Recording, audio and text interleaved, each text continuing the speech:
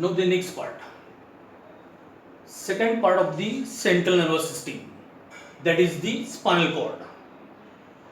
Now such spinal cord, actually it is the extension of the medulla oblongata, and you know the medulla oblongata is also called as the melencephalon. So such extension of the medulla oblongata, which is therefore also called as myelon, nothing but the spinal cord. You know the brain is enclosed in the cranium, and whenever that medulla oblongata, that is a terminal part of the brain, comes out of this cranium through this small aperture, and such small aperture of the brain, it is called as the foramen magnum. It is called as foramen magnum. Where the foramen means aperture, magnum means skull, skull का aperture, उसके through medulla oblongata extend होगा as a tubular canal, and that such tubular structure which is extended up to the second lumbar vertebra, lumbar region, कमर वाला portion, upper abdomen, वहां पर होते हैं total 5 vertebrae exactly at the mid dorsal side. Up to that first or the second lumbar vertebra, that tubular extension of that medulla oblongata, nothing but the spinal cord, runs, and then it is end of the spinal cord. That is the end of spinal cord up to the second lumbar vertebra. Now, such spinal cord, therefore length of that spinal cord is up to the maximally from 42 to 45 centimeter. Width is near about 2 to 2.5 centimeter. It is not exactly tubular, slightly flattened structure, too much smooth, whitish, and just like a brain, it again get covered by means of a 3 meninges. You know the meninges, these are the innermost pia mater, middle is the arachnoid layer, and third outermost is the dura mater, with again subdural space, subarachnoid space, and all these spaces are filled up by means of a cerebrospinal fluid. Here also, you know the medulla oblongata, that is the terminal part of the brain, having its own fourth ventricle called as the metacily, and that fourth ventricle of the medulla oblongata again continue as a central canal of the spinal cord. Means spinal cord is a hollow structure, and it passes through the ring-like. That means ultimately spaces of that ring-like bones, nothing but the vertebrae. So ultimately all such ring-like spaces of the vertebrae coincide to form the elongated canal, and that elongated canal is called as the neural canal. It is a neural canal. And such neural canal of the vertebral column, through this passes the spinal cord and ends up to the second lumbar vertebra. So spinal cord especially shows the swellings at two places. One is in a cervical region, cervical means neck region, and second swelling exactly at the terminal end, nothing but in a lumbar region, so called as the lumbar swelling. Cervical swelling, lumbar swelling. And here in this lumbar swelling region, it shows the cone-like appearance, triangular appearance, cone-like, and therefore that cone-like appearance is called as the conus medullaris. Later on, we can observe this spinal cord extended as a thin filamentous structure, but it is not actually the part of the spinal cord.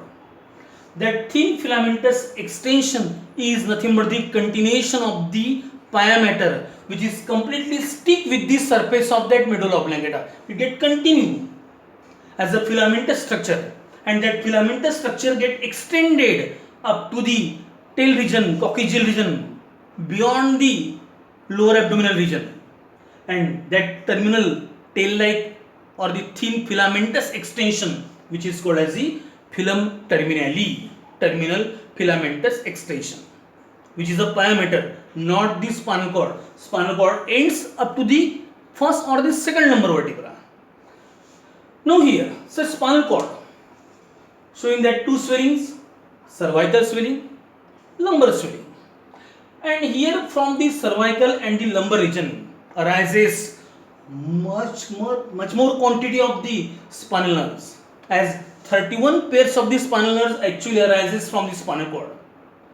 Out of these 31 pairs of the spinal nerves arises from that spinal cord, which can be divided as 8 pairs from the neck region or the cervical region. Here the 50% portion, left side portion is drawn here. So 8 pairs from the cervical region called as cervical spinal nerves. 12 pairs of the such spinal nerves arises from the thoracic or the chest region called as the thoracic spinal nerves. Then the 5 pairs arises from the lumbar region called as the lumbar spinal nerves. Again 5 pairs actually originated from the lumbar region but comes out through the lower abdominal or the sacral, nothing but the pelvic or nothing but the hip region, and so called as sacral spinal nerve. And last 1 pair from the coccygeal region, again actually originated from the lumbar region but comes out through the coccygeal or the tail region called as the coccygeal spinal nerve, last pair.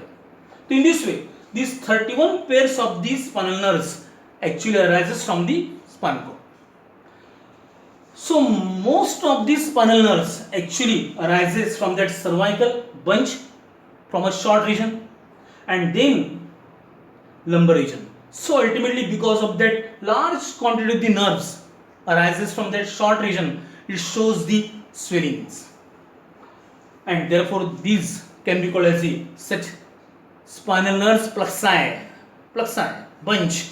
So here when you observe this such bunch of these spinal nerves which arises from the lumbar region, that is the 5 pairs lumbar spinal nerve, 5 pairs sacral spinal nerves, and 1 pair that is a coccygeal spinal nerve, means total 11 pairs actually originated from the lumbar region.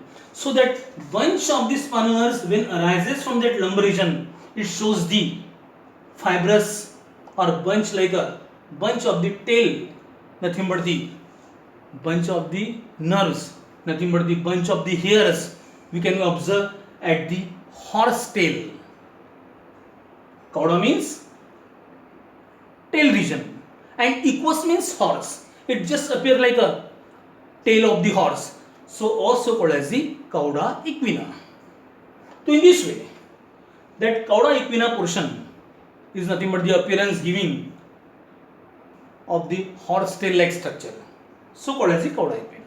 So in this way, it is about the external view of the spinal cord when we observe from the dorsal side पीछे से हम देखते हैं उस समय. Now here, so it is an external morphology. Now what are the functions of the spinal cord? So actually, brain enclosed in the cranial region. Spinal cord passes through the vertebral column. From the spinal cord arises 31 pairs of the spinal nerves, right and the left, 31 pairs, and through these spinal nerves lot of visceral body organs, peripheral body organs of the trunk region get innervated, get supplied. So ultimately sensory impulses from such body organs now first of all carried towards the spinal cord, and via the spinal cord these are conducted towards the brain. So it is a major path through which sensory impulses from the various body organs of the trunk carried towards the brain. Similarly, the motor impulses which are generated by the brain again carries downward through the spinal cord and then supplied to the various nothing but the effectors of the trunk region. So it is the main pathway, spinal cord acting as a main pathway for a conduction of sensory as well as the motor impulses towards and away from the brain. So in this way, spinal cord can be called as a connecting link by which brain get connected with the various organs of the trunk region. Then again most of the reflex action, quick actions, they are actually controlled by the spinal cord, and such reflexes which are controlled by the spinal cord are called as the spinal reflexes. So much more load of the brain, some can be called as some load of the brain can get minimized by the spinal cord by controlling some immediate actions shown by means of a lower portion of the body. And in this way, such spinal cord, its external morphology, origin of the spinal nerves, their distribution, okay, here, and the passage, that is a tubular content. So here the tubular spinal cord also having the central canal, that is a canalus centralis. It also filled up by means of that CSF or the cerebrospinal fluid. It is about the external structure of the spinal cord.